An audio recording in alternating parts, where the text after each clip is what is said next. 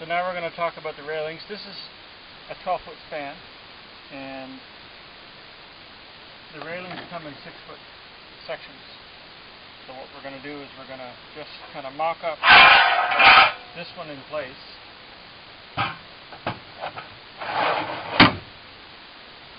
Let's pretend that's bolted in place right there. And we're going to take this railing just to see how much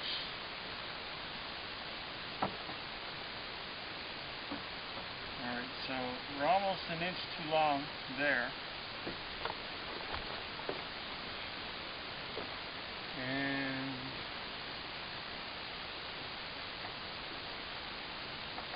we're just about the same there. So this is dead on center. That can stay like that. 2-foot section. So what's going to happen with this now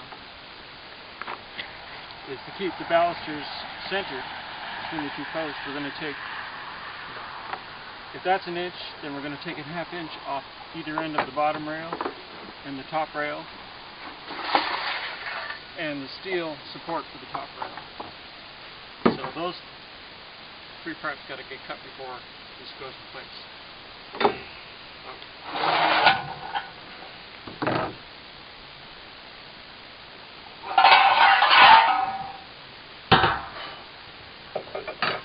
We're going to mark again for our holes. I don't use this as my guide because this is kind of flared out, so your holes won't be right. So this is nice and square, so use this as your template.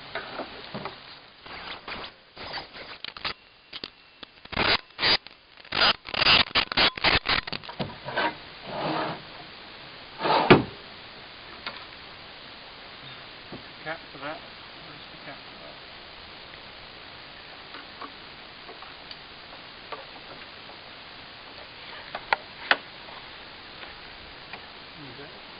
You opened it somewhere.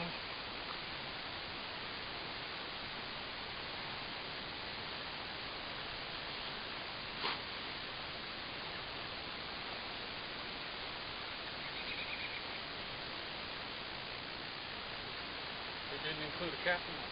Oh, for fuck's sake.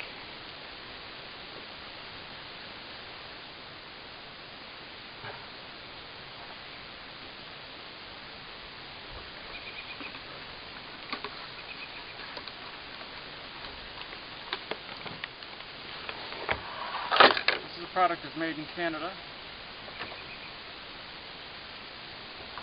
by a company called Plastival Incorporated. Cap in that one, so I'll whirl.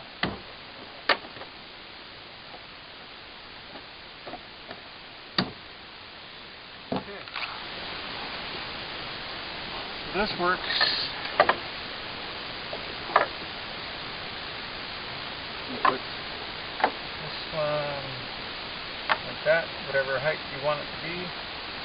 And then you slip this one over here once this is cut.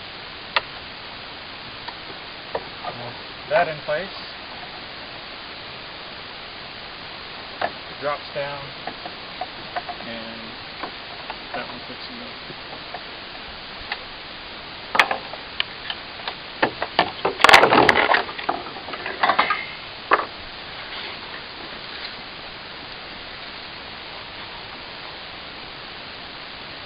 66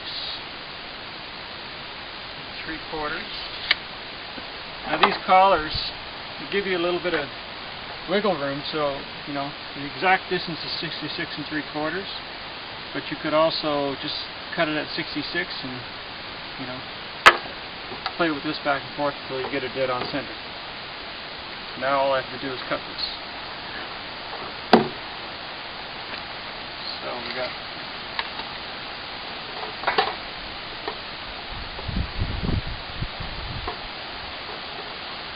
66 3/4. So we got 1 1/4" and 1/8, so 1 3/8. So that means 1/2 inch, and 3/16 off each end. So I'm just going to go 3/4 of an inch.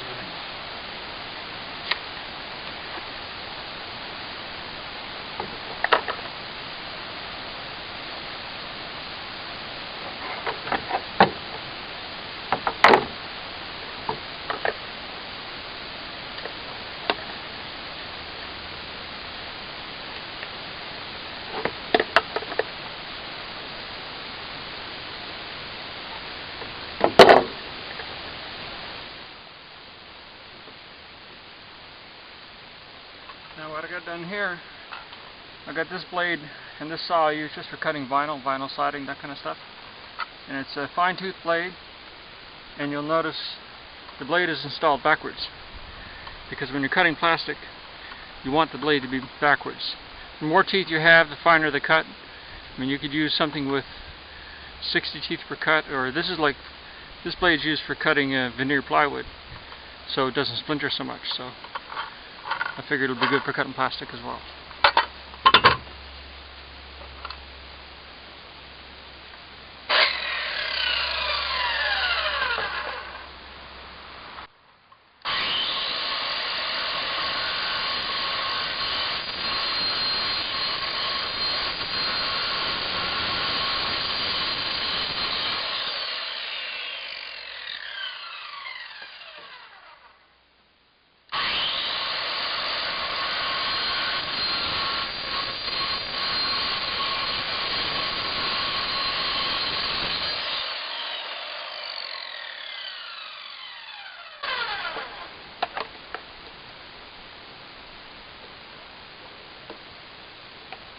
So when I cut that, the bottom of my saw scratched. So something to keep in mind.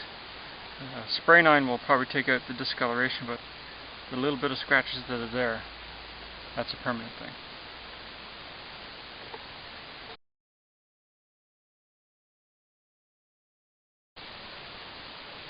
Yeah.